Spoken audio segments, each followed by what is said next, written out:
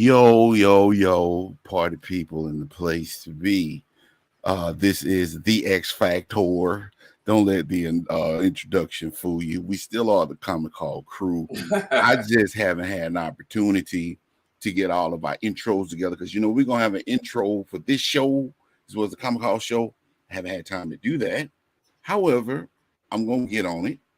You all know who I am. I am Dusty Big Brown, aka Al, and it's 11 o'clock, a little bit after 11 o'clock. We try to start on time, y'all.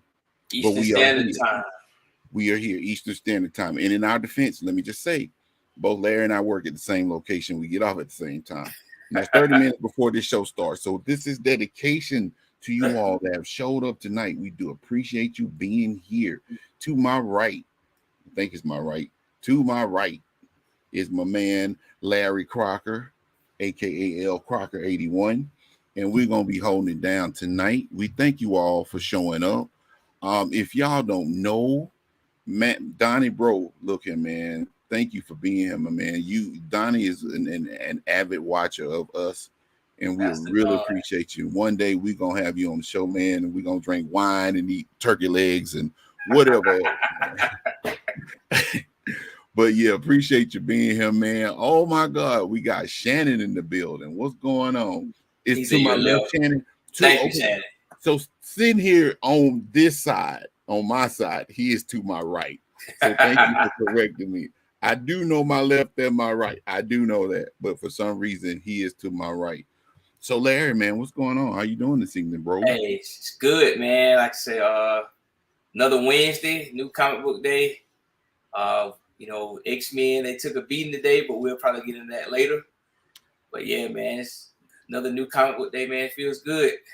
It's a little late Eastern Standard Time, but hey, we're gonna do this. Right on, wine and turkey legs. I'm gonna have to dry freeze them and send them out to you, man. Gotta find out what kind of wine and seasoning you want on turkey legs, man.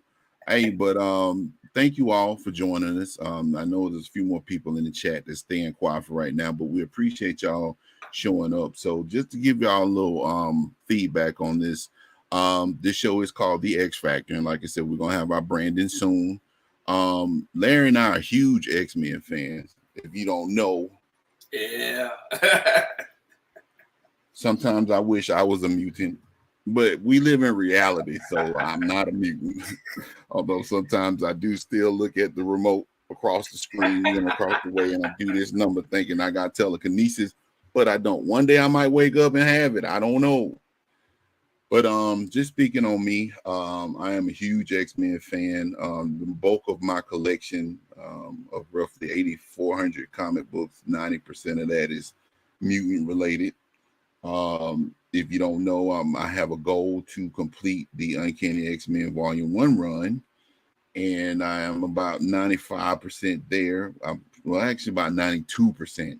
I got about 19 books left for the first, and I mean, this is X-Men 1 through 544. So I'm a huge X-Men fan. I've already collected the Volume 1 run of the New Mutants, X-Factor Volume 1, Excalibur Volume 1. Although it is not technically a mutant book, Alpha Flight Volume 1, because they are kind of related to the mutant, but not. So I'm still working on a few of like X-Men Legacy, X-Men Volume 1, and a couple other books. I pick up a lot of the miniseries that come out. So yeah, I'm a huge X-Men fan, and I've been collecting off and on since I was 12. But anyway, I'm not gonna go into a lot of stuff. All I know is you see that hat up above me on. I don't even want to say if it's the right or the left, but you see that X. And I got another gray one that says the Charles Xavier School for the Gifted. But in any event, I'm gonna go ahead and pass the mic over to Larry. He's just as big as an X-Men fan as I am. So Larry, give him a little background on you.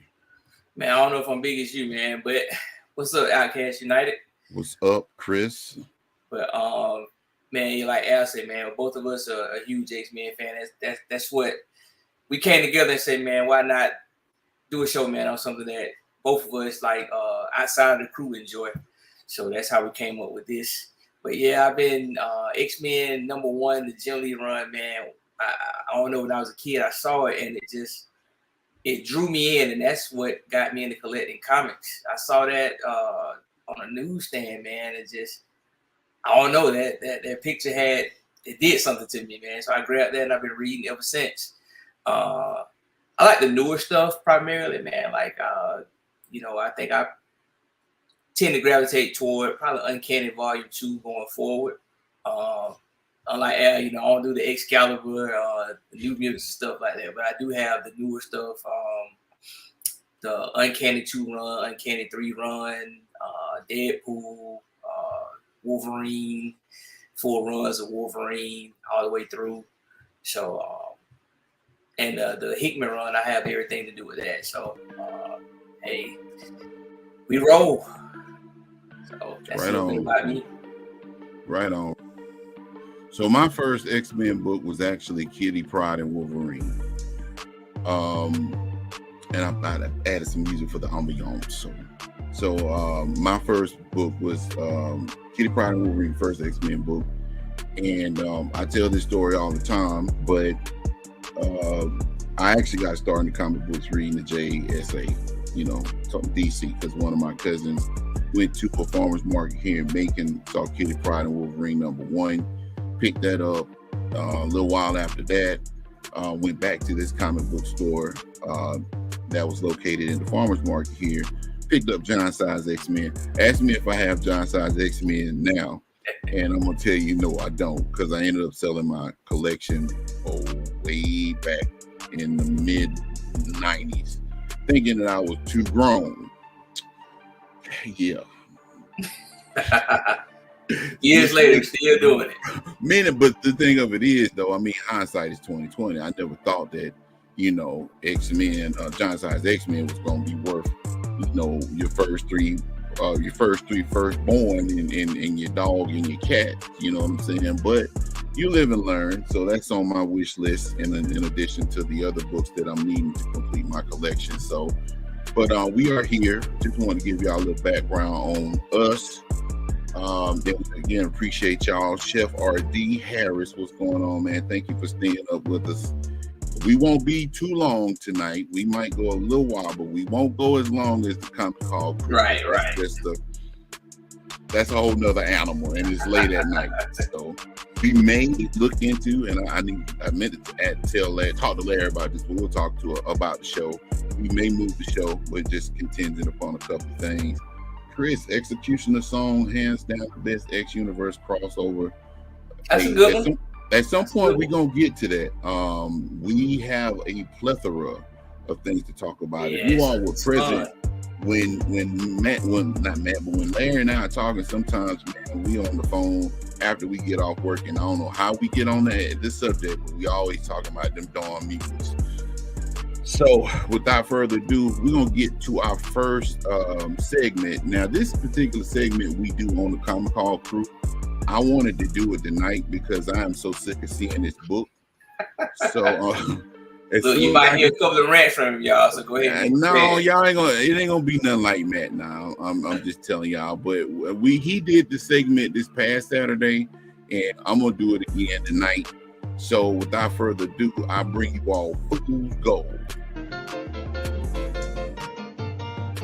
Here, Pierre, weigh this up. Yes, sir. And keep your thumb off of them scales, or I'll blow it off. She's pretty small. $10. $10? Why, it's getting so a man can't earn a dishonest living no more. There's gold in them dar hills. Well, back with another one, eh? Hey, man. I like Fool Killer. Why he do Fool Killer like that? I just realized, man, it was Fool Killer he had. Hey, man, Fool Killer is currently in the dollar bin until somebody say he gonna show up in the MCU somewhere. Just like this wretched book right here. Fool's Gold right here, folks. Marvel Comics presents 95 Origin of Costume.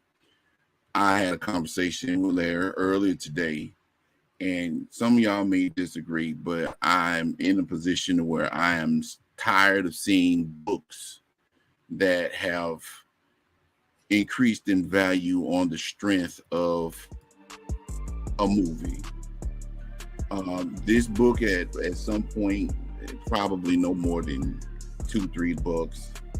It makes no sense for this book to be any more than $5-6. That's just my opinion. All because this was the first appearance of the blue and yellow suit in the comic book. Now, I'm gonna ask y'all this question, and I really want y'all to answer the question. If you can participate in the chat, if not, that's cool. Do you think that every little bit, any information, do you think that a key should be something that should be upheld with the utmost respect? Or do you think just because Jubilee chews some doublemint gum in issue 289 of X-Men and she shows up in a movie chewing gum, do you think that book should actually increase in value? I don't think so. I think it's a travesty nowadays, and I understand the sellers want to sell, people trying to get rid of the book, but honestly, this is basically a case of FOMO. It's FOMO. If you didn't have this book already, and no disrespect to Sam Key, some of his work is okay, but I do not like this cover. Yeah. I don't like this cover at all. The rough. It's very rough. And again, I like the Max, don't get me wrong, but I mean, is this book worth $25? I mean, really, do you all think that it's worth $25? I don't think so. I mean, Larry, what's your thoughts on it? It's kind of tough on that one, man. I mean, like I said, I was one of those people, man, that when I first collected X-Men, of course, Wolverine had the brown and the tan. So to see him switch to the yellow and blue, you always want to know where that came from. But I don't know if that necessarily warrants, $40. So 20 maybe, 15 maybe. I do think it's a milestone, but I think it starts about 15, 20. But I think I saw a sale for 50 earlier. I'm like, nah, that's a little too much, man. You price me out at that point. Dude, you very conservative. I mean, liberal. I'm sorry, I'm getting it mixed up. You very liberal when it comes down to that price, because like I told you earlier today, so anytime a character is subject to change a costume, that means that book is a key. That's what this book is saying. And this is no different than when all that hype happened a while back, when X-Men, when they dropped the news of the new X-Men 92 series, when I think it's issue 210, the trial of Magneto, when he got that old ugly purple. Yeah, with Magneto changed. It's no different. It is no different, because basically what they saying, okay, Magneto got that purple suit on he had on in that issue, so that book shot through the roof. So what kind of precedent is the comic book market actually putting out there by saying, okay, so we see a character in a suit? Nobody cared about this book before they saw those pictures of Hugh Jackman in this suit. Nobody cared. I think a couple of people might have cared about it, but I think it wasn't a uproar. Like, put like this, I think when people cared about it, the market and the internet wasn't as, he's been in he did the yellow and blue thing a long time. So I think when people actually cared about it, it just didn't move the needle on the price. But I think people did care about it. Like I told you earlier, I think it's like the Miles Morales, his suit change. Even though his suit change was kind of rough too.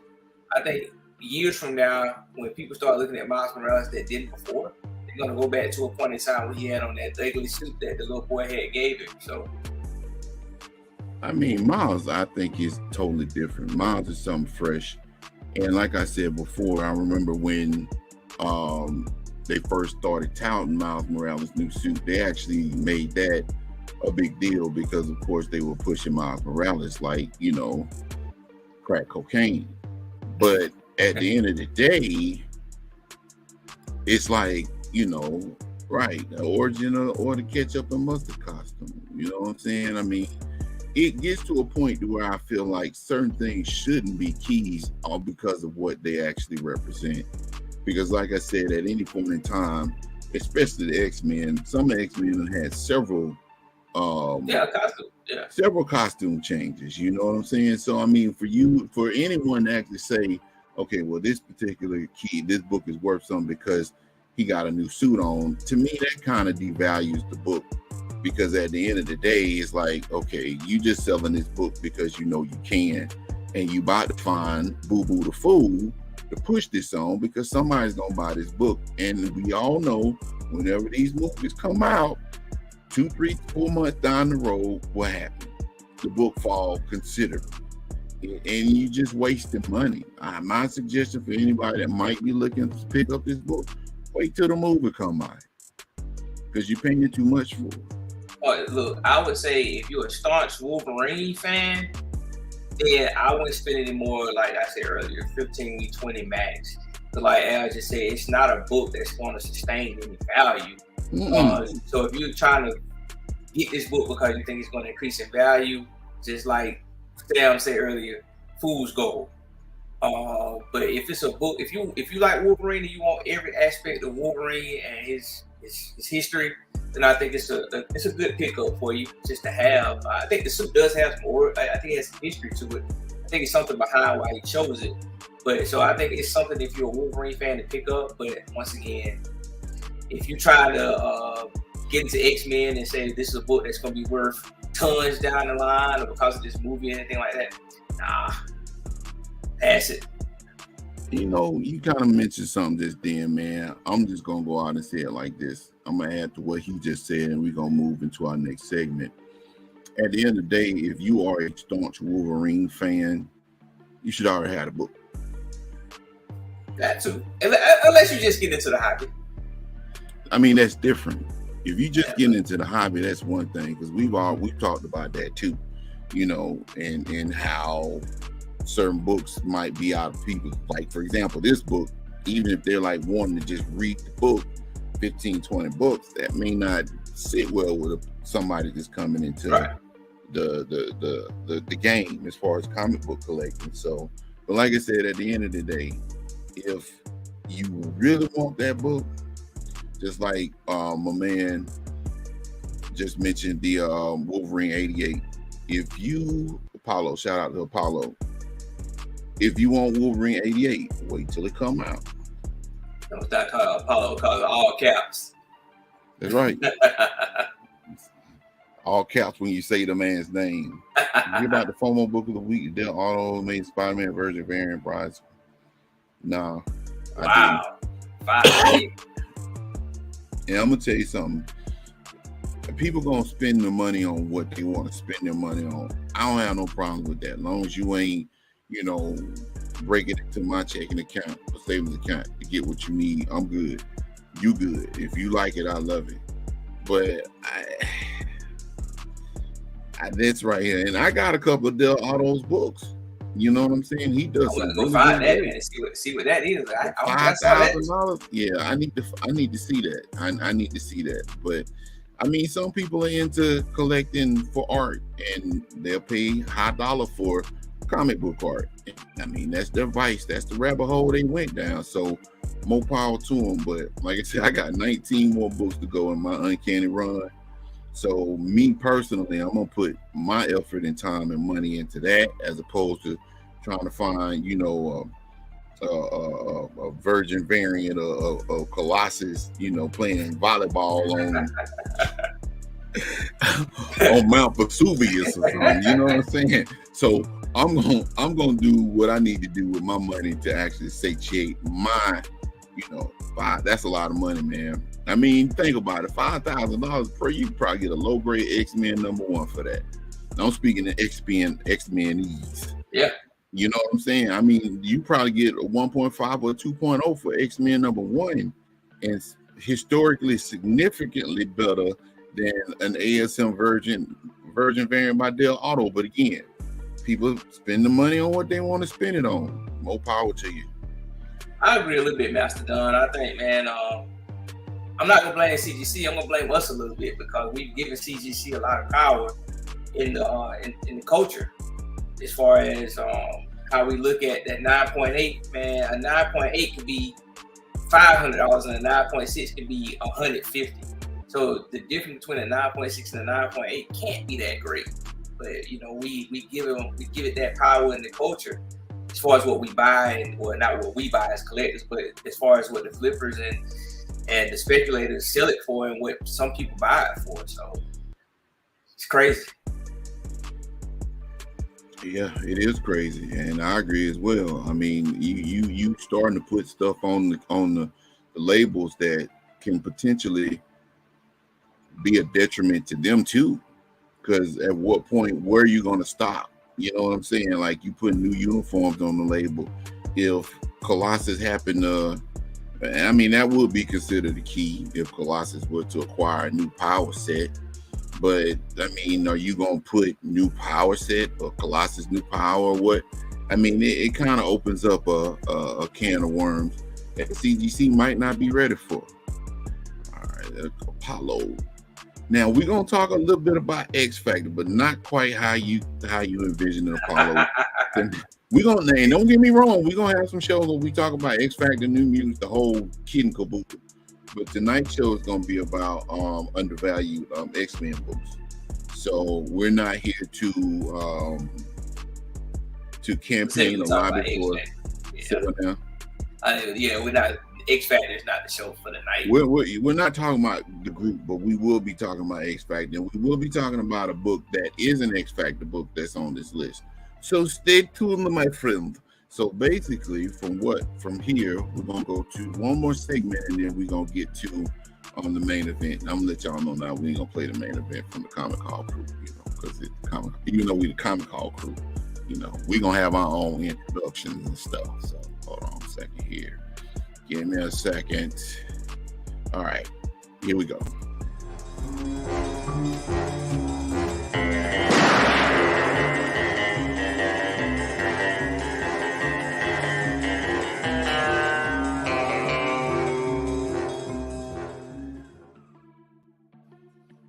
Just want to show a couple of books to y'all. These are stealth buys that I actually picked up this past Sunday at a local comic shop. The first one, and I already have these, and ironically, they are X-Men books. So I wanted to show X-Men 183. And I don't know if y'all see the price tag on that, but that was $2.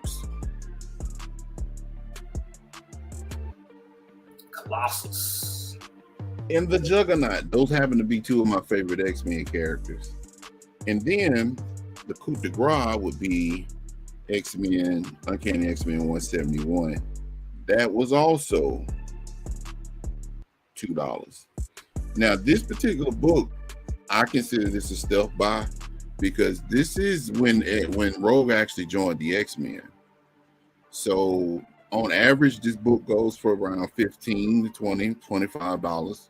And that's a newsstand. I think that's a newsstand. And this is a newsstand. But unlike that Marvel Comics Presents 95, this would be considered a key.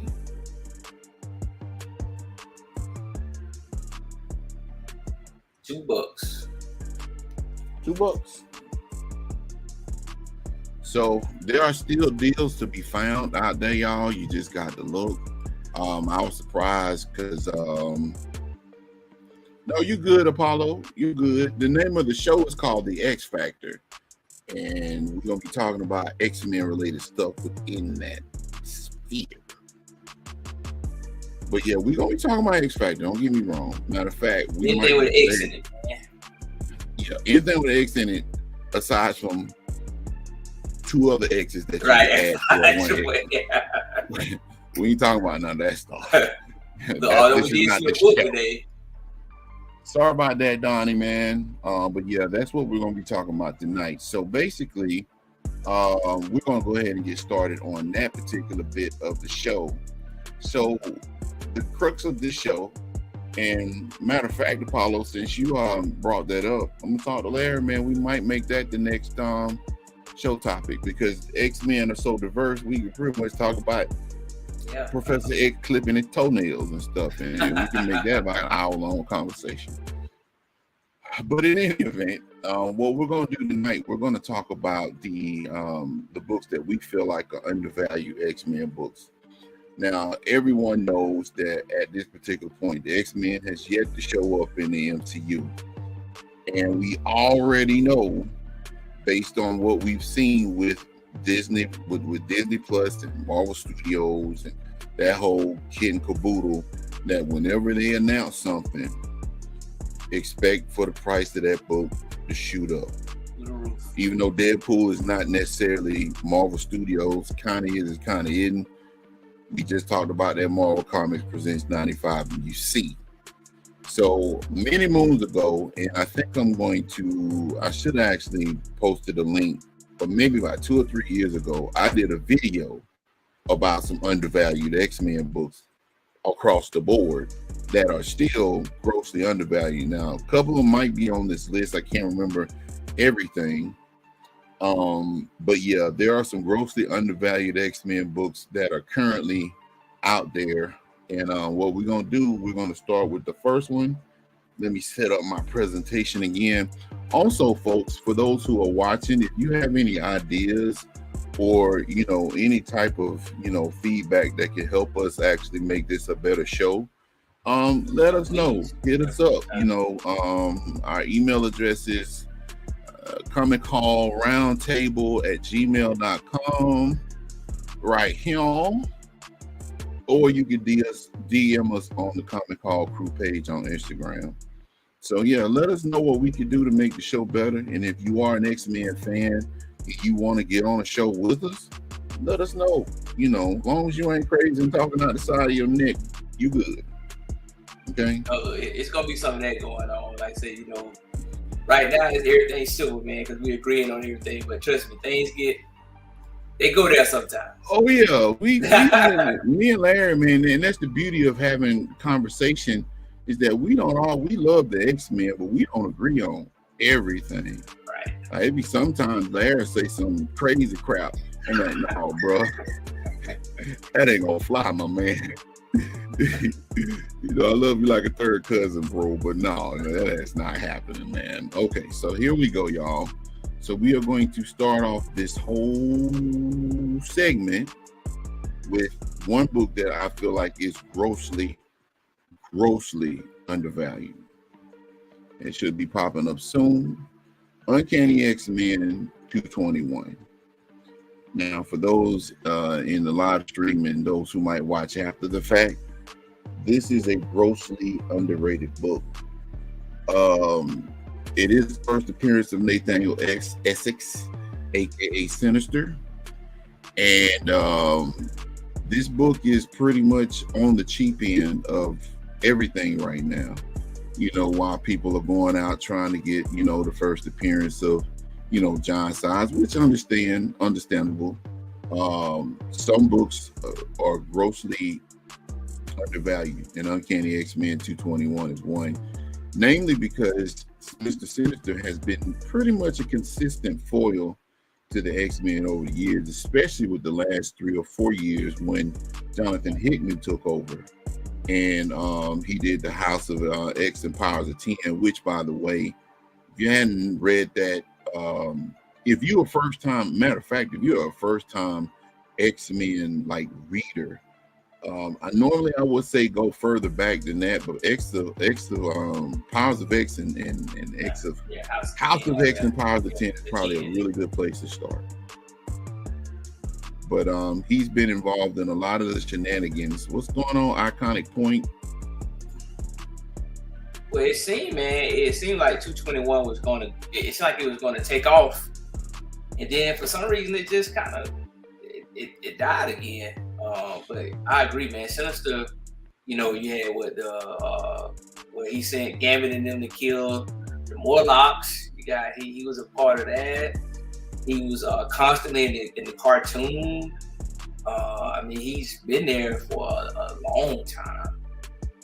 Right. Hey, man, you need to read that, Apollo, man. It's good stuff. It's really good, man. That Hickman run, that right there, man. If you can't find the individual books, find the trade for both of them. It brought the X-Men back, man, because they had suffered for a minute there, man. That Uncanny Volume 4 or 5 run, they kind of fell off a minute, man. But so they brought it back.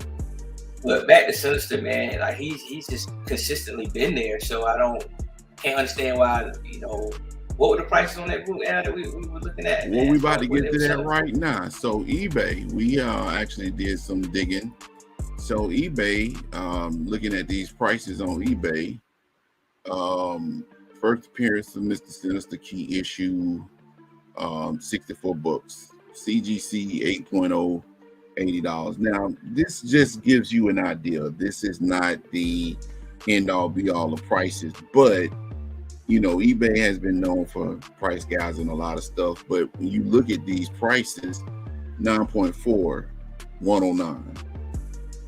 I mean, for a villain that has actually put in work with the X-Men since the Mutant Massacre, this is kind of like an underwhelming book when it comes down to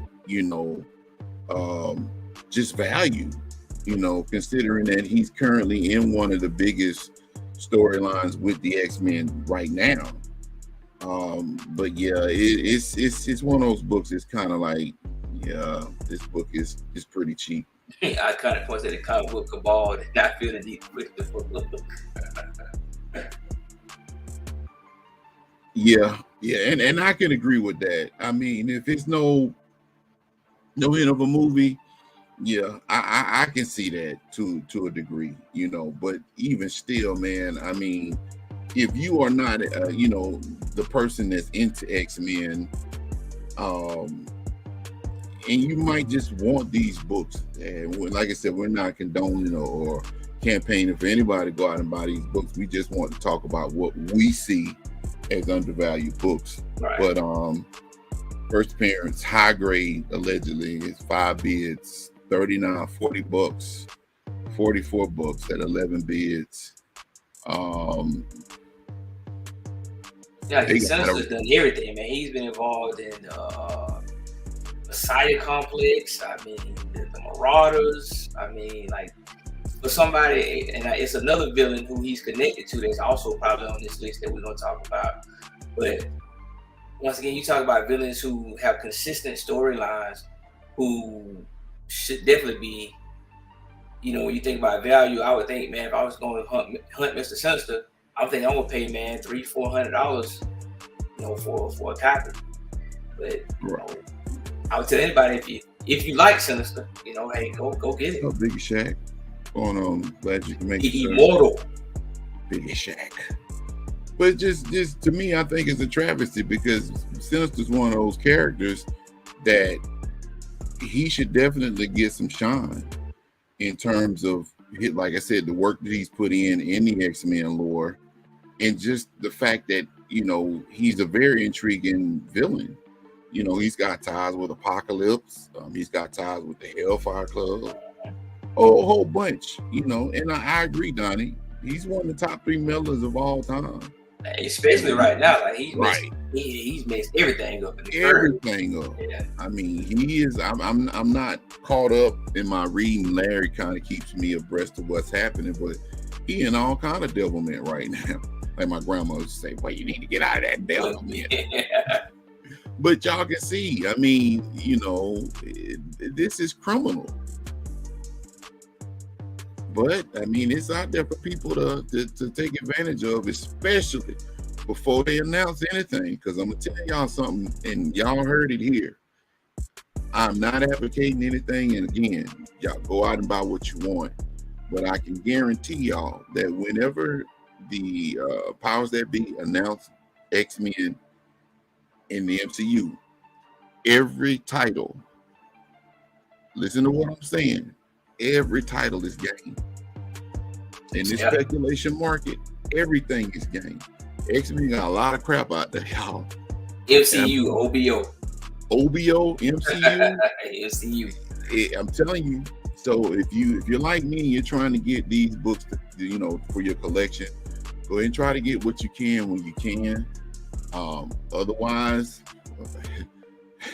that blue and yellow suit gonna be about $500 if you pay up in there. Well, I'm telling you, it's gonna be crucial. All right, so we gonna move on to the next book, which is another criminally undervalued book. Why, I don't know. But we got Avengers Annual. Yeah, that was crazy, man. Number 10. This book makes no sense. You would think that Rogue would have got. Yeah, you're right, Big Shaq. This is the right time to get them. Pretty much any Yeah, basically, run.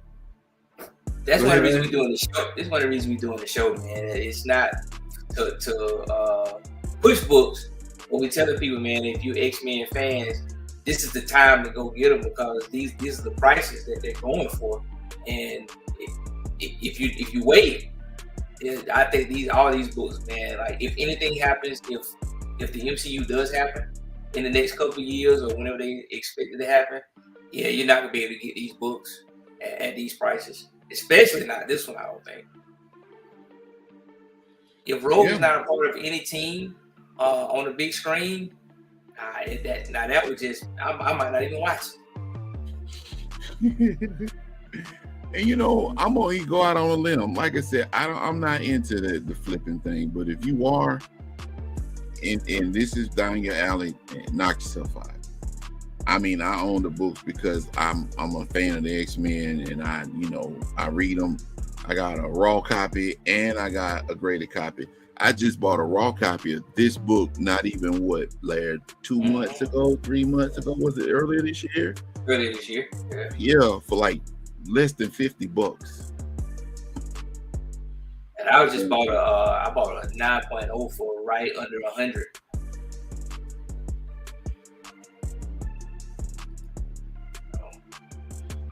Hey, another gem from Donnie. If you wait, it's too late. That's right, because I'm gonna tell you something. You remember the whole buzz about Rogue being in the Marvel movie and how it spiked up. Like I said, whenever they announce the X-Men in the MCU, I don't care who it is. It could be Nightcrawler, it could be Maggot, it could be Bishop. We're gonna talk about his book too. It could be Cable. Them books gonna go up. I'm telling y'all. Well, they were saying because I think Danvers is supposed to have a part in the Marvels where she doesn't have her powers, and they were saying, "Oh, Rogue must be somewhere," and then, people started buying the book. I'm like, "No, not this soon," but I think it's gonna happen at some point. Excellent point, iconic point, no pun intended. But yeah, that right there is the sweet spot of the X-Men right there, because that's pretty much, I think all that is Claremont. All that is Claremont. You got some Dave Cockrum in there. You got some Mark Silvestri. And that's where a lot of the stuff happened, where the X-Men started coming in to their own with like their Rogues Gallery and stuff, like the Reavers and Henry Peter Gyrick. Those stories came out of that particular run right there. So yeah, if you gonna do it just for the for the purpose of flipping, and like I said, we don't condone that. But if you do, what Iconic Point just said is right. But if you want them just to have them, it's still a prime time to get them, because right now they're pretty inexpensive. Although I will say a couple of things that me and Al talk about is, me personally, I think that Marvel might flip the script and they might do something a little bit more current than a lot of people think. Because if you already look at what they've done, they pretty much made Kamala Khan a mutant, with the comic books turned around and copied. And I don't know if any of you guys read the current Monica Rambeau run, but pretty much they kind of made her a mutant as well. So I think that the X-Men that we get on the big screen might not be the X-Men we get from the comics, but we'll see. But and we talked about this before, and I'm gonna get to this picture up top. We saw that and we were tripping out. It's that triple X. Yeah, triple X version, like somebody did that. So y'all want to buy this up on eBay. But anyway, it really doesn't matter. I feel like it doesn't matter because we've seen it happen before. Clandestine was in Miss Marvel, and what happened to that book? And that team won nothing like the team. Yeah. But people were selling that book for $20-$30. So as long as there's a name attached to it, most people are not going to care, because it's probably going to go back to the days of what's the name of that book, Doctor Strange and the Multiverse of Madness, where everybody was nitpicking the trailer, and everybody from Ireland and Ireland, the Mephistos in the movie, the Superior Iron Man, right? All of that stuff. So y'all going it down. All right, so this right here, we're gonna show y'all this book. we don't know where the heck this came from, because as you can see, I searched for Avengers Annual 10. But somebody got him a little X-rated version of Rogue out there. So, if any of y'all that want that like that, that's y'all want to screenshot it and take it home. $27. $27. So I'm pretty sure, yeah. But anyway. Let's see here. Hey, look, it's even signed, man. Homage with COA. Hey, I don't need it. And then again, it might show up on the show in 2 weeks. You don't never know. Look, Matt watching, man. Shannon, if you still in the chat, bro, there you go, man. All right, so we got Avengers Annual 6.5, $62. $149.95. They said it's near mint. $79.99. Just for what Rogue means to the team. Right. We didn't even talk about, come on, man. She showed up as a villain in the Brotherhood of Evil Mutants. Man, she single-handedly took out the Avengers in this particular issue, and she stole Ms. Marvel's powers. And we didn't even talk about the story arc that lasted 10 years between her and her finally coming to grips with her stealing Ms. Marvel's powers and stuff, bruh. The Savage Land. When she lost the powers, when they went through the siege period. She was Mystique's daughter, Right, all this. Come on, man. This book is crazy. This book must be beat up. They very good. Yeah, this book beat, man. It's like it's got water in it. He got very good on that. Yeah, and like it's been floating in some doo-doo water, but no, I'm good. And look, that's why read the descriptions. Yeah, please don't go buy this book, y'all. You should be giving this away, man, for real. Like, no, dog, that ain't the move. But yeah, this book is criminally underrated. $52 for it. One bid on an 8.5, $79 for 8.5 raw. Take that for what you will. It's insane. And like I said, for what she's done in the comic book, it just seems like this is pretty cheap for a major character like Rogue. And she's still doing her thing. So I'm gonna go off the cuff, man, just for a second. What do you think? How do you think she compares to the first appearance of Betsy Braddock, or honestly, Betsy Braddock is she's pretty good. I like Psylocke, but in terms, if you put Rogue and Psylocke side by side, Rogue has been in more high profile story arcs over the years than Psylocke has. Well, yeah. Well, as far as the price of the books, what do you think is the comparison? So what now? What do you think is the comparison between if we took an 8.5 first Betsy Braddock versus 8.5 Avengers Annual 10? What do you think the difference would be? Honestly, I think Betsy Braddock's first appearance was in a New Mutants book. Yeah, it was an annual too. Yeah, New Mutants Annual.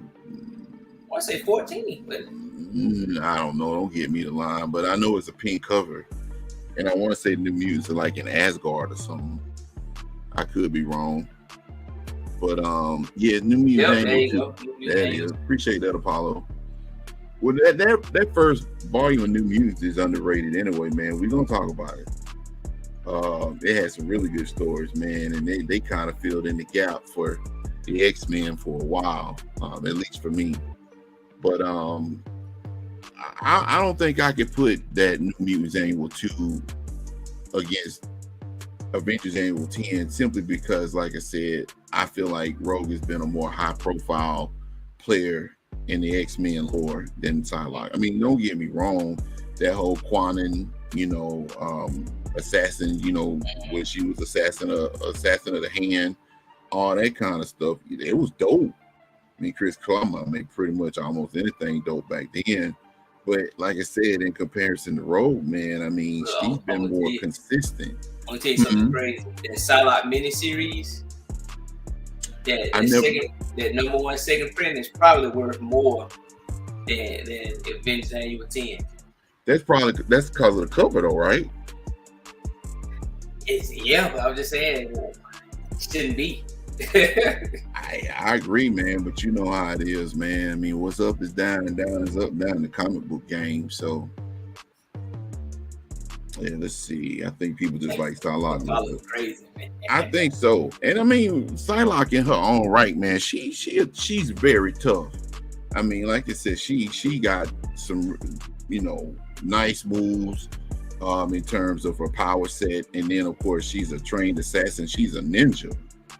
So I think the character got stagnant. I think they were going somewhere with her for a minute, like in that 1991 run, when her and Sabretooth were going at it, and her and Gambit was finding out things. She was learning about Gambit and things he was doing, and then she was flirting with Scott and all that stuff, and then it's like they just like, you know what, we're gonna make you a backseat character now.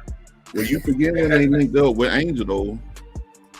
Yeah, she did. She had that thing with Angel, right? She had that love for family. I think they brought her back for like Uncanny X-Force. They tried to make her a top tier character again, but it's like they'll bring her to the forefront, and then like, you know what, back to the back you go. You know what? That could be one of our shows. We creating show topics off the rip tonight. So we're going to get together on that one too. All right. So next book, Miss Marvel 16.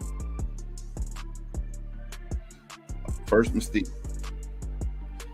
And just like Rogue, her adopted mom or adopted daughter, Mystique has put in work since she's been introduced.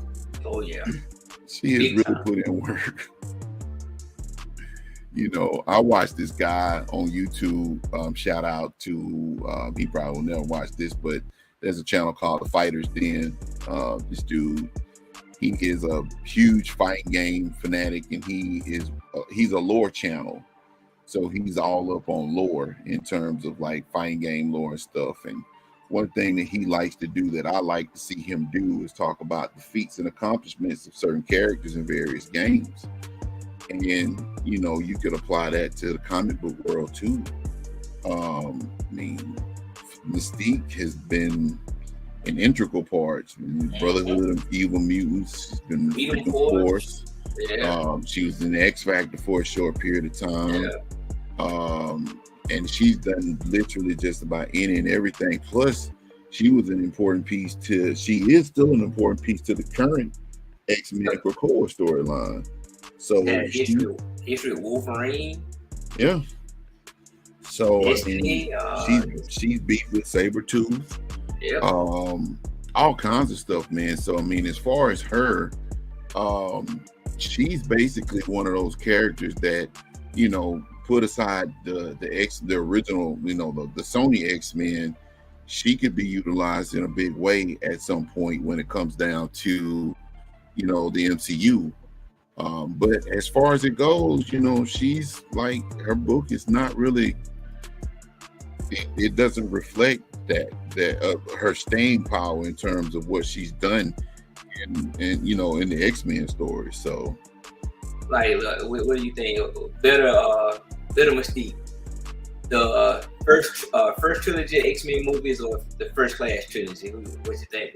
I'm gonna go with the first one because I have an affinity for X2. I think X2 is the best out of the whole King Kabuto aside from Logan. I don't know why I'm using King Kabuto tonight. Like, it's just, but the whole series, X2 with Nightcrawler is the best, in my opinion, the best X-Men movie that they've come out with thus far.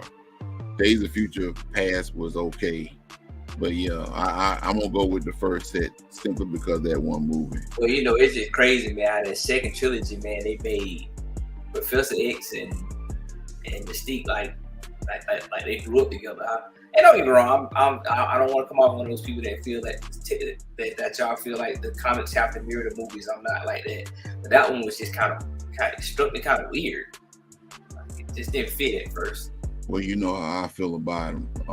The first one and the third. Well, the first one was okay. Second one was great. Third one was garbage. And I'm not afraid to say it. That movie was all over the place. So I agree, Apollo. man, let me tell you something. That scene where I think they were in the White House and they were trying to catch him. Yeah. That right there set the tone for that whole movie. That movie should have been called Nightcrawler and X-Men. That movie was good because of him. It was really good because of him. Alan Cumming, he did a great job with that character, and the CGI was on point, you know. But yeah, that movie was the best X-Men movie. So looking at the prices on eBay for Miss Marvel 16, I don't know what. Hold up. Yeah, well, I will clarify. 16 is the first appearance of Raven Darkholme. 18 is the first appearance of Mystique in her form. He was supposed to correct this, ladies and gentlemen, but he didn't. So, all right. So, okay. So this is the first full appearance of Mystique, right? Yeah. All right. So Raven Darkholme was in 16, but they still tout that to being the first appearance of Mystique. So is it Raven Darkholme or is it Mystique as the first appearance of Mystique? They might call it a cameo, I guess. They might call it a cameo, but 18, I guess they call it the first full. You know, we always had that debate about cameo versus. Yeah. All right. So first full appearance of Mystique, $179.95, 7.5, $105, $60. I agree, Biggie Shad. That is says a bad first appearance cover.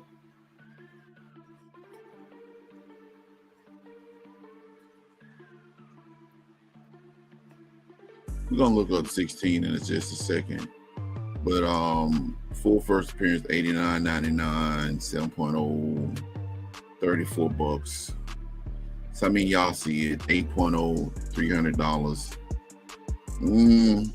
I'd check go collect for that one. That seemed like that might be a bit much, but we still talking about undervalued. So $200 for all, which I don't know about that. So we got an 8.0 here for $190 and an 8.0 up here for $300. Yeah. So pricing is all over the place thanks to eBay. And once again, just like I said, read the description. Don't go for the first thing that you see on eBay. You get this scroll all right, he ain't lying. So let's check 16.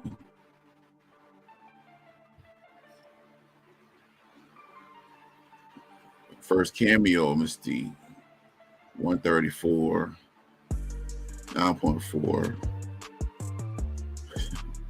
First appearance of Raven Darkholme Mystique cameo. Okay.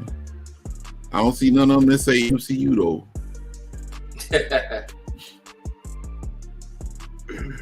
$40 for the cameo appearance. So this one looks like it's slightly lower than 18. Yeah. I think 18 is probably the biggest one. Yeah. I'd rather have the first appearance of Mystique than Raven Darkholme. So I stand corrected on that picture. So yeah, still an undervalued book in my opinion. Just like I said, based on what she's done. All right, so the next book, I don't know why Marvel.com did me like this. I was looking for the actual book. Uncanny X-Men 129. This book is actually kind of seen spikes, but it's still an undervalued book in our opinion because it's the first appearance of not one but two characters, Kitty Pryde and Emma Frost, and both of those have actually put in work as well throughout the course of their appearances. You know, Kitty Pryde was her code name was Sprite when she first joined. She was like the youngster of the team and everything, and she took a liking to Colossus, which, you know, by today's standards, Colossus would probably be considered. He would be considered something that rhymes with Chester, but he's still my boy.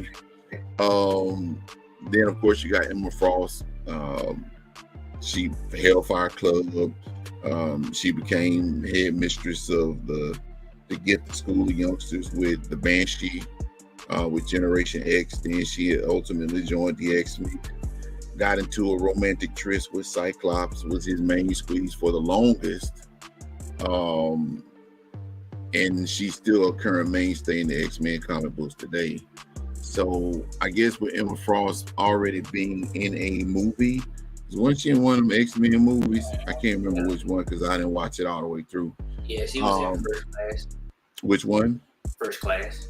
First Class. Yeah, you know how I feel about that movie.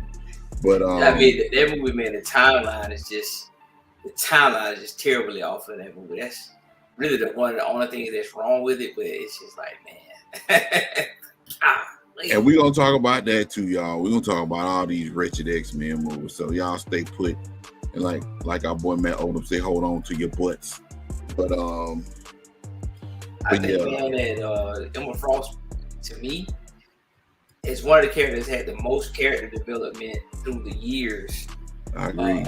Of X-Men lore, like to where she is now, it's like you can't really have a book without her right now. So it's kind of crazy. And Larry has a point because actually the new X-Men around that time, when Grant Morrison was writing the X-Men, and they started getting those secondary, what they called them, the secondary mutations. That's when she really started to come to prominence. Like I said before that, she was Hellfire Club and she was head mistress to the Generation X team, but she's really coming to her own, and they've really given her some deep character development. Like I said, over the last 10 years, 10, 15 years. Yeah. So she is, like I said, a worthy contender for a book to be, a little bit more, especially with Kitty Pryde lumped into it. So you got on eBay, you got your prices. 7.0 for $188, 8.5 for $189, and that's raw. $195 raw. Kate Pryde is huge too, man. Like it's I mean, with she was in X-Men Evolution, Shadowcat, training with Wolverine, fight Ogun, and her history is deep as well. And now, she's getting ready to assume the Shadowcat persona again. Right. Yeah, so I mean, it's she phased the whole world through the bullet. Or she riding the bullet and phased the earth through the bullet. Yep. Yeah, that was when she fought. That was that Terry Dotson on cover, and it had Colossus on it. I can't remember who they fought, but yeah, I remember that. I think Morrison did give her a diamond form because he gave Beast his secondary mutation too.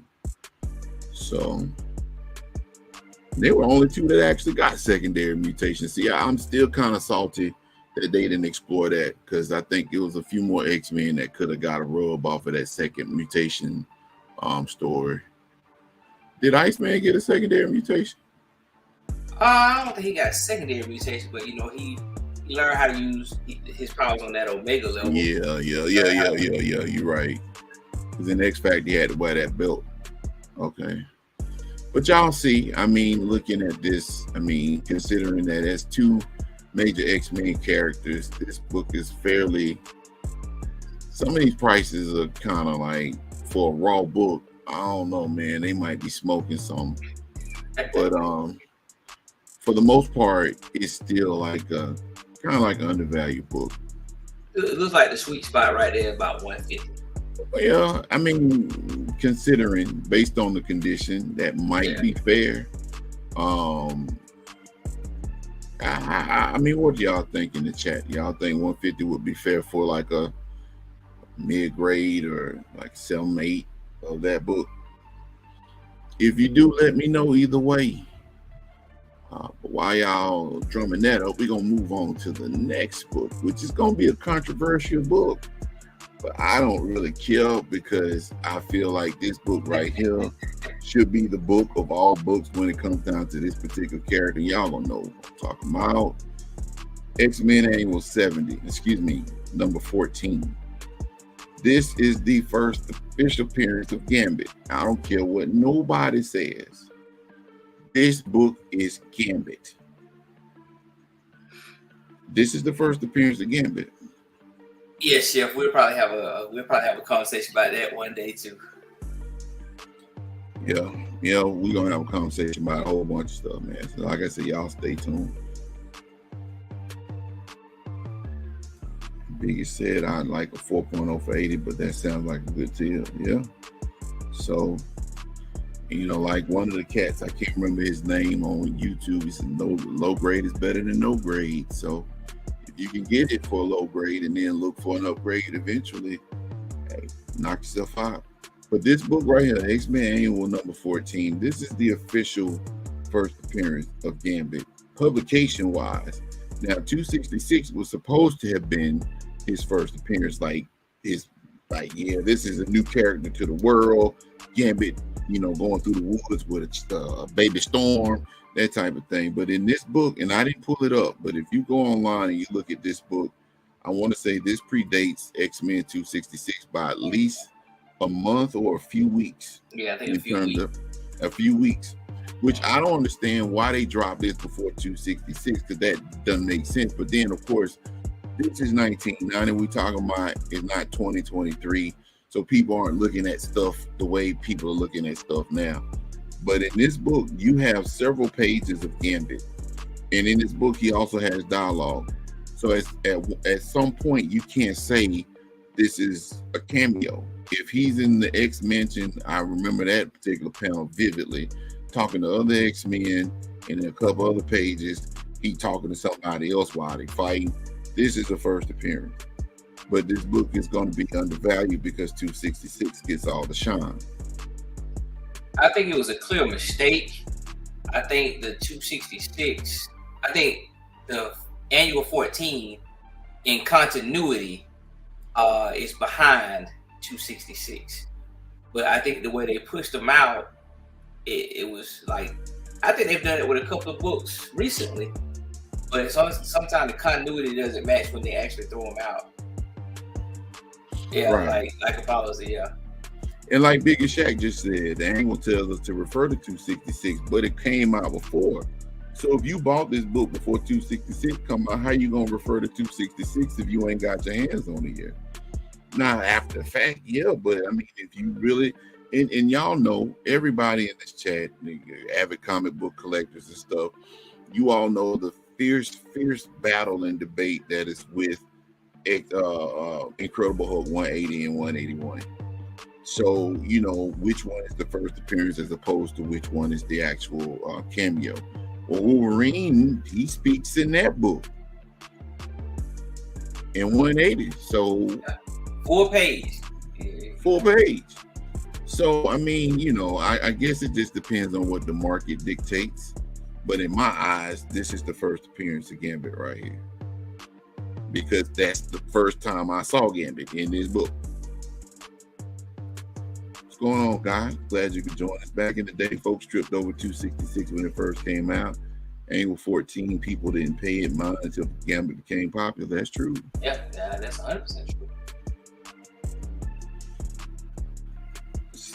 Right, exactly. In 266, they meet because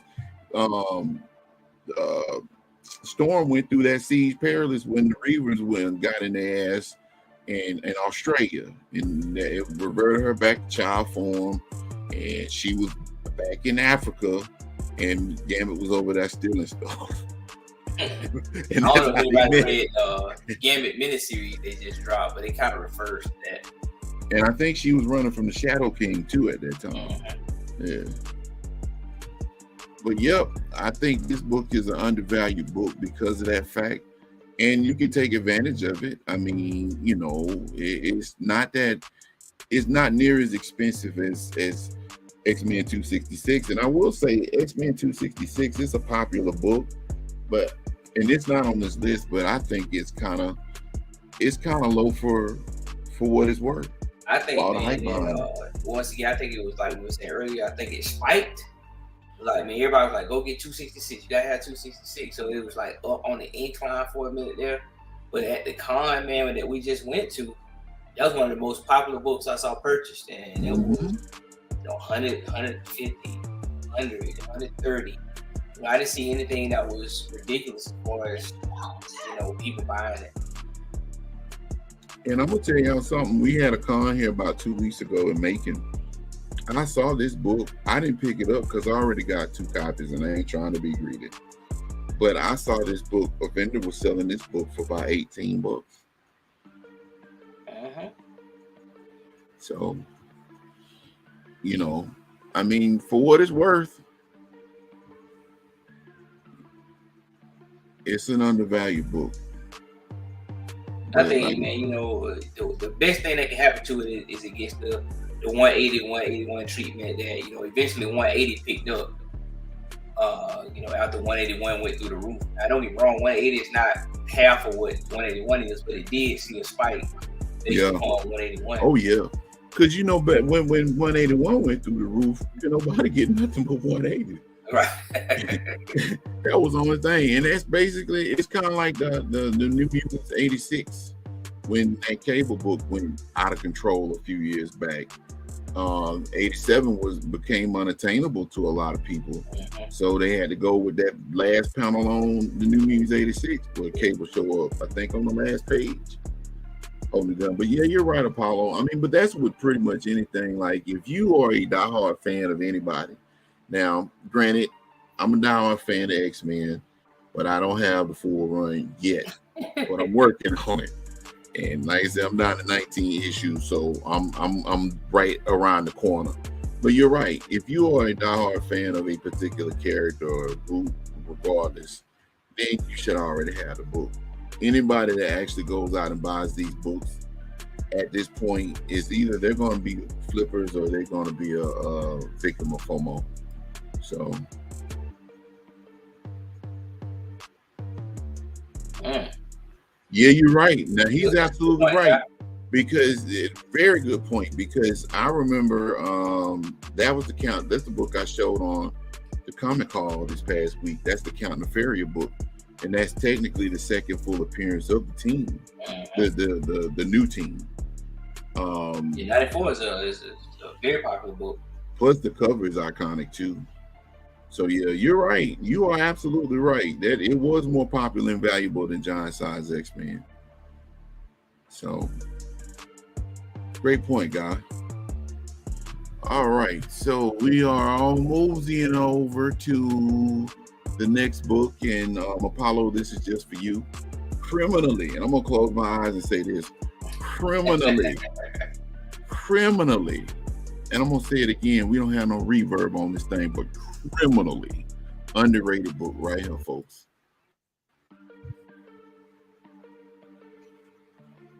Apocalypse. Just look at the screen.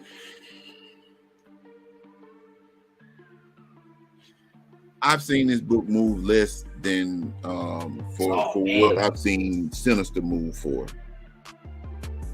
I saw one person, man, and I think it's only because it's a 9.8.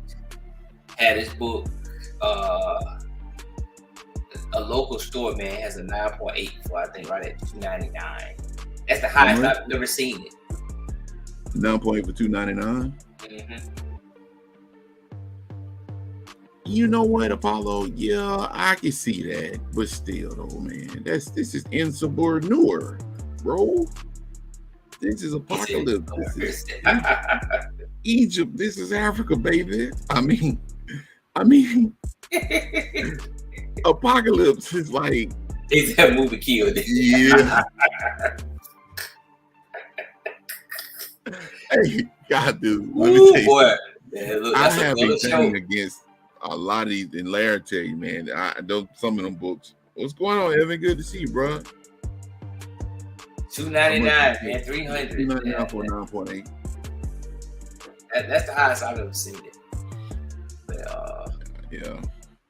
But yeah, that movie, Oscar Isaac is a great actor, man, but nothing to say that. We're going to talk about this, y'all, but Sony,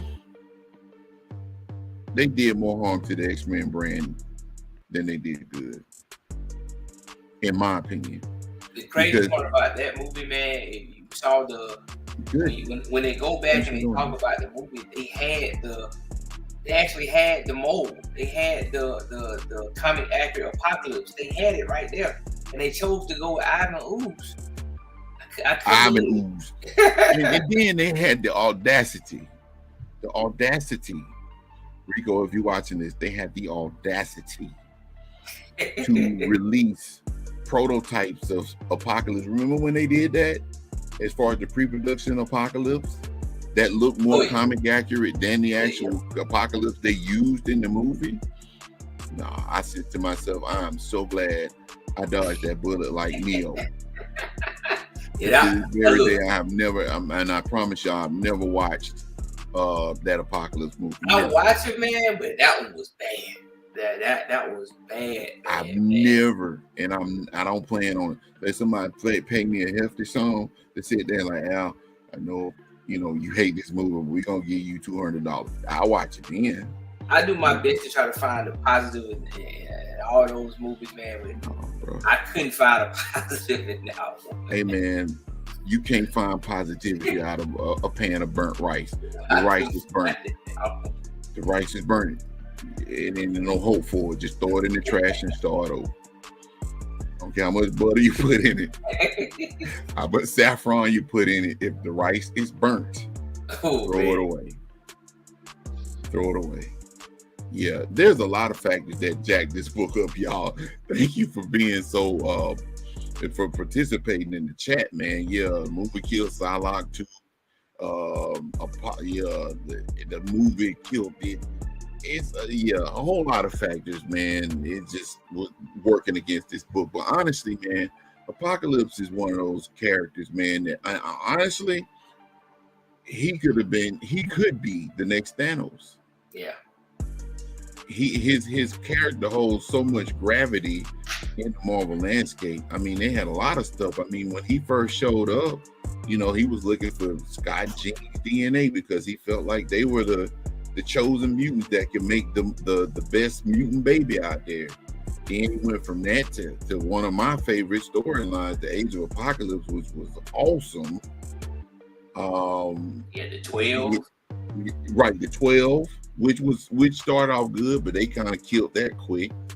And then of course his he just came back, but his role in the Krakoan Age with the X-Men and stuff, he is just one of those characters that if you like, the X-Men animated series Apocalypse tells you all you need to know about Apocalypse for the most part. The man is unstoppable to a certain degree, and he would make one of those characters where if you wanted to do like a trilogy of movies, he would be one of the best villains the X-Men could use in that trilogy. We can't forget the one that Outcast or United mentioned earlier. Big part of Execution Song. Yep, you're right. You're absolutely right.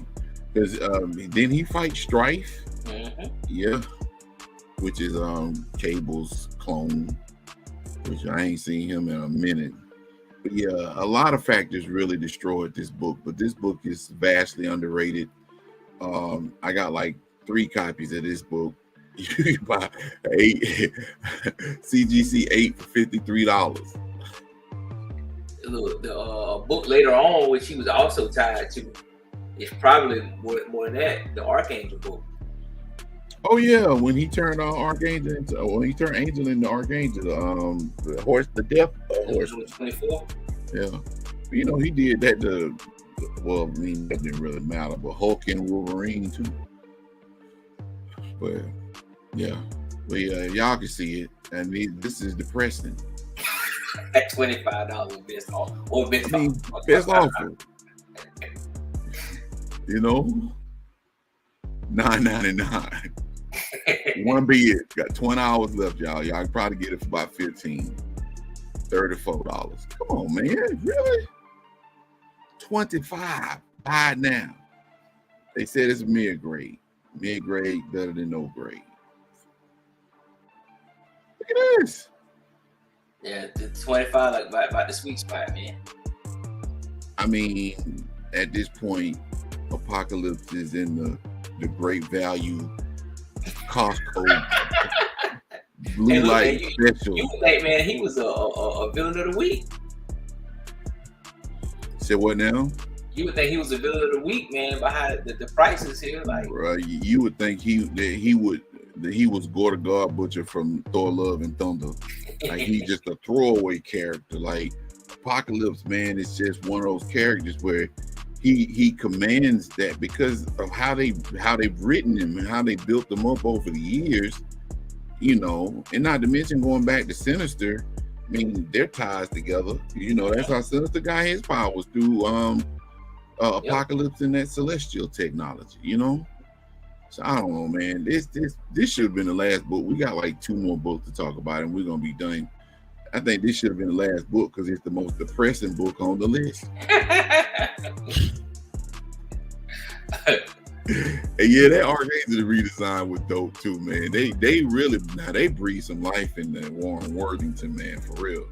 Like that dude, before then he had hollow bones where he could just fly, but now he got healing factors and turn his wings into blades and all kind of stuff. So plus they gave him a little killer instinct that he kept after he his character needed a boost though. He did, and that was a very much needed boost too, in my opinion. You get the cameo. Ain't nobody no bids. Hey man, this stuff is free for the taking, man. They have a fire sale on eBay. Apocalypse fire sale. They got MCU X-Men right there. Oh, MCU. Hey man, they ain't said nothing about Apocalypse in the MCU yet. But y'all get the drift. I mean, I don't know what to say. Hey Donnie, man, thank you for joining, man. We appreciate you. We shan't be long too much right now. We're gonna go over a couple of more. Appreciate it, man. Like y'all said, man, we're gonna get better as it go along, man. Just let us know what your thoughts are. You watch the rest of it in the morning or whenever you get a chance. But thank you for showing up. All the speculators on the way to work. Yes, sir. All the speculators went back to sport cars. I guess. I don't know. And that is indeed pitiful, Biggie. Pitiful. For real. It's pitiful. Like I think at this point in time, like I said, because we've seen him in the Fox movies. I said gave Sony the miscredit for Fox. But and I stand corrected. So, but rest assured, if he shows up, MCU says we gonna do an X-Men saga and we gonna center it around Apocalypse. $449, $385, $278. These prices are gonna spike. Like I said, if you're in the market and trying to get some of this stuff while it's dirt cheap, this is the best time to get it. You know what Apocalypse is suffering from, man? Emotional damage. Oh, okay. Hold up. Yeah, we gotta play this one now. This one right here, man. This, like I said, this should have been the last one because it's so depressing. But this right here will give you this emotional damage. For real. Oh, real. Now we can jump to the next one. Okay, so Bishop, Lucas Bishop, Uncanny X-Men 282, criminally underrated. He's had the misfortune of being in 1 or 2 movies. Yeah, I know he was in Days of Future Past. I remember that. That's the only one. Okay. That god awful Sunspot. Man, that movie. Golly. I hate. Well, I ain't gonna say I hate that one. It was okay. But yeah, I just don't like how they did a lot of these characters, man. But Bishop, they built this whole story when he showed up with Malcolm and what's the other one's name? I can't remember the other one's name. You talking about the XSC, these other 2 guys with him. One of them named Malcolm, I can't remember the other one's name. I'll give you the only person I remember from the XSC is Shard. Them 2, they with the XSC too. One of them named Malcolm, but I can't remember the other one's name.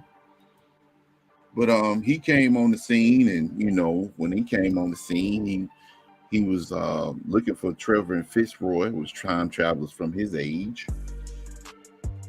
They eluded him. He ended up meeting up with the X-Men, talking about how good he looked up to them as role models and stuff. He saw Gambit and he wanted to kill him. So Gambit was a traitor to the X-Men in the future. Showed him in the future.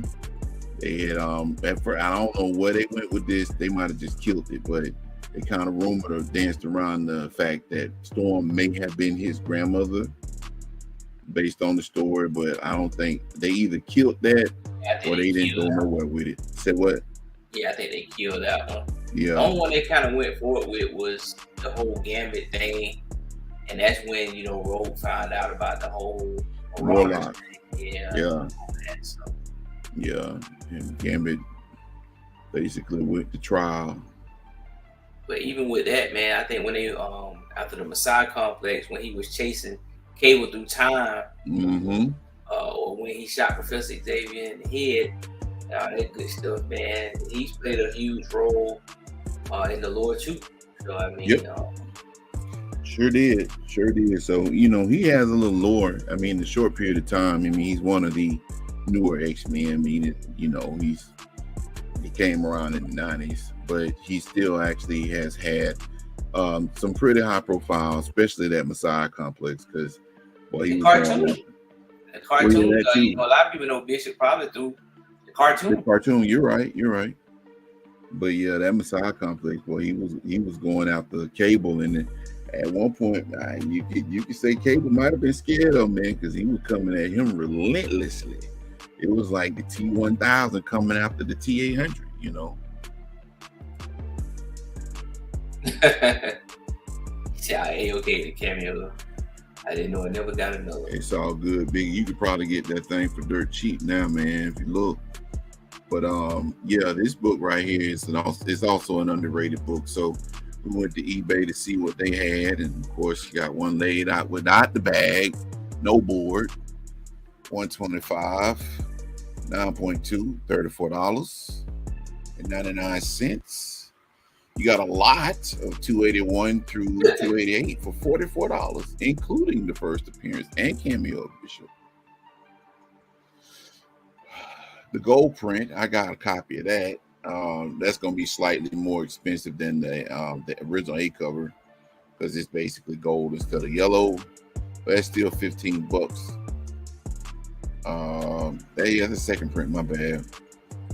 First appearance, direct edition, $19, $18.99, $12.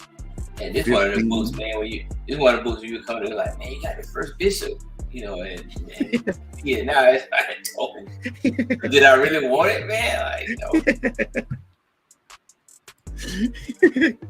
Hey, man, put some respect on Bishop's name.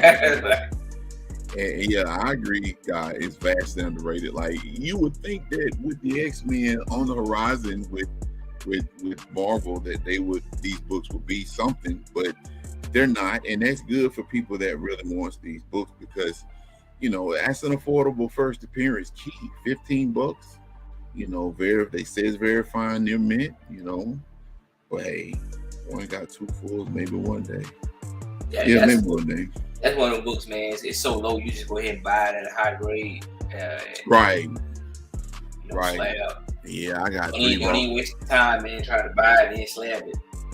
Yeah, you're absolutely right. I mean, I got 3 raw copies, including that gold second print.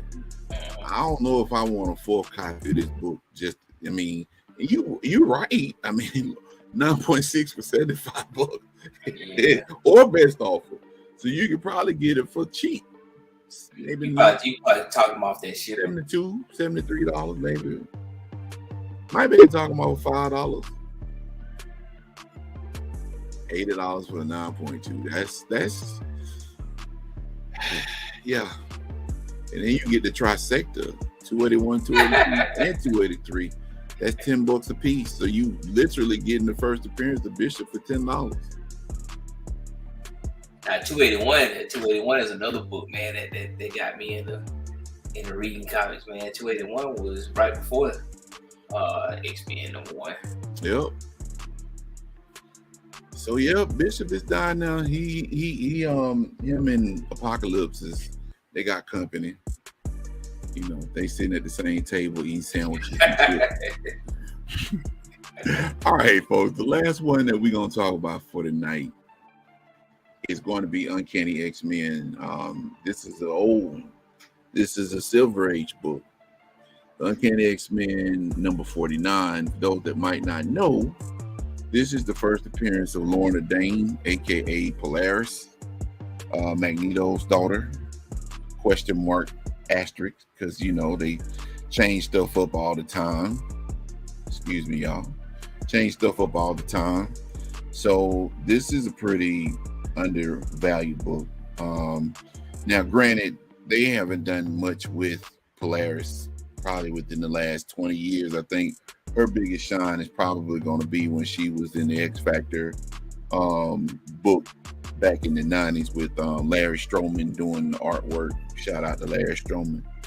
But yeah, as far as it goes, it's still an underrated book because she's actually directly related to Asterix Magneto. So with this particular book, it kind of, for the first appearance of a a Silver Age character, it's kind of low. But Who people, knows, Apollo? I think people forget, man. I don't know if people watched the show The Gifted. It was actually decent, but you know, she was the main star in The Gifted, and I think they've done a lot to her character recently. You know, they made her an actual X-Man, instead of her being like an X Factor, and even now, you know, she's a huge role as far as things going forward. Hey, she might actually show up in the X-Men 92 cartoon. I'm pretty sure they're going to expand the 50 amount bucks. of. Say what, Larry? I looked at Biggest Jack. He got a 6.5 for 50 bucks. Yeah, ain't bad. See, a 6.5, a 49. That's a Silver Age book, plus the first appearance of a character that's associated with Magneto. Well, a lot of people go forward at number 50 though, because she's on the cover, right? Yeah, but I mean, I got that. Hold on, I just showed it.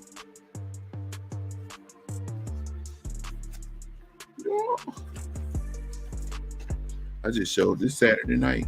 If y'all ain't seen our live stream from Saturday, go check it out. We talked about our favorite comic book covers. Yeah, this was dope. Actually on there. This one. This is a dope cover, man. It's Jim Steranko. But yeah, her first appearance is it's underrated or undervalued. So let's see, 264.60, 99 for a raw copy, which that look beat up. I ain't gonna even click on it. It looked really beat up. It looks water damaged too. 4.0, 140.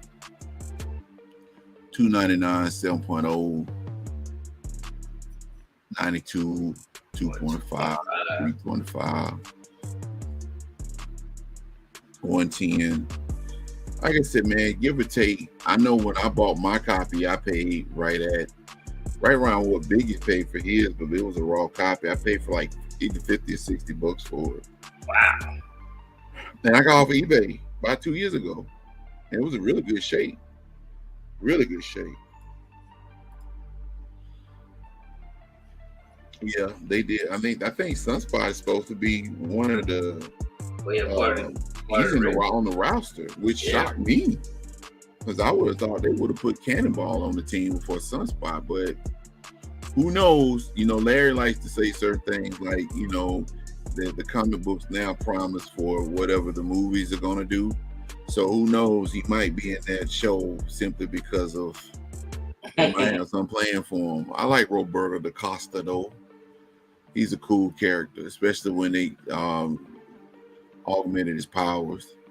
But as y'all can see, I mean, you know, for it being a Silver Age book, first appearance of Lorna Dane and the Jim Steranko, that's not really a book that's, you know, out of reach if you want to get it. You know, $164.99 compared to other books, you know, like the Blob, Right.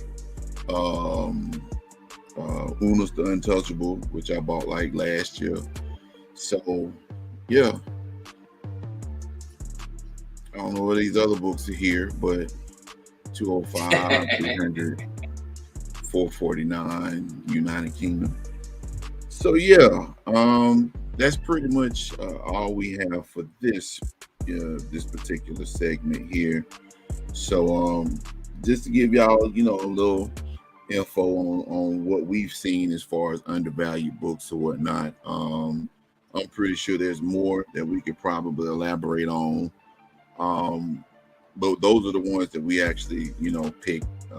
Specifically, the Bishop Larry picked that one, and I'm always gonna champion X Factor 6 because it's just like Matt like to say, it's an abomination and a travesty that book is so low. But you know, we've just shown that if you're looking for books to get, you know, whether it's for your personal collection or to flip, those are some options that you have. Like I said, we don't champion a campaign, the whole flipping thing. If that's what you do, knock yourself out. But at the end of the day, we just want to show y'all what we've seen on these internets and what we feel like undervalued books. So Larry, you got anything to say about that particular segment, sir? Or anything to add? Man, I think like you said, man, it's crazy how things fluctuate. If you go back 2 years, yeah, I was just about to get to that, Apollo. That 2 years ago, man, some of those books, man, were like, man, like it's too much for them. And now it's like, I guess the market's corrected itself, and it's like now we back to affordable prices for some of those books. But for anybody who's actually an X-Men fan, and now's the time to go out and get some of these books, especially if you.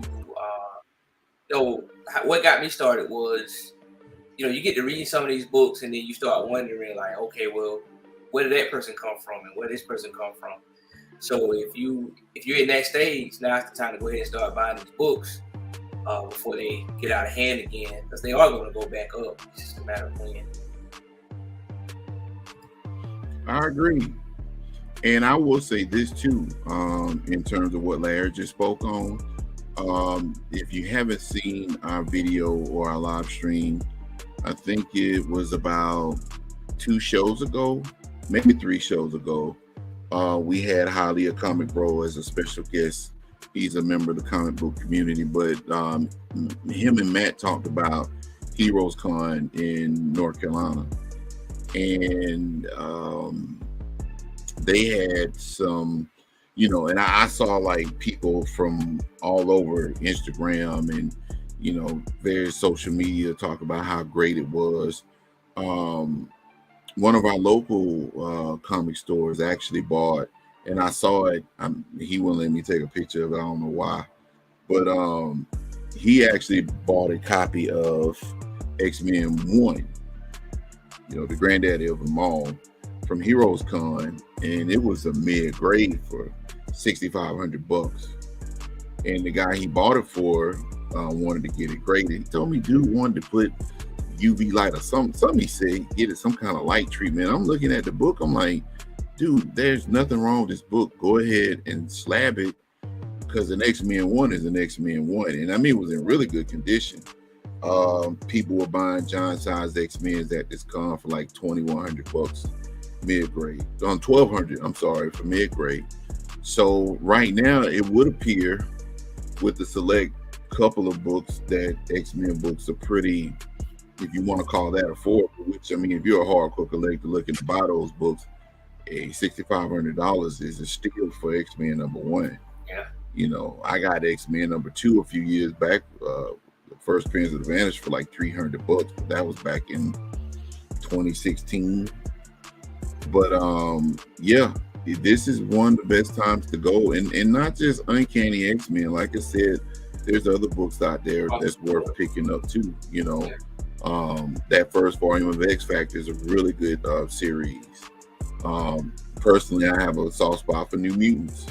And at one point, I liked the New Mutants team back in the 80s better than I did the X-Men team.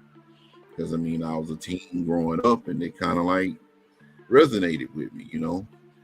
But, yeah, that's it for our first inaugural show. We don't know when we're going to be back. Maybe we're going to shoot for Wednesdays. We may, if Larry's schedule permits, we may shoot for the Saturdays that we're not doing the Comic Call crew. And we'll talk about that. But if not, we'll be here at 11 o'clock Eastern Standard Time. Next Wednesday, we should be here. Barring we don't get called on the phones at work, or something else happens.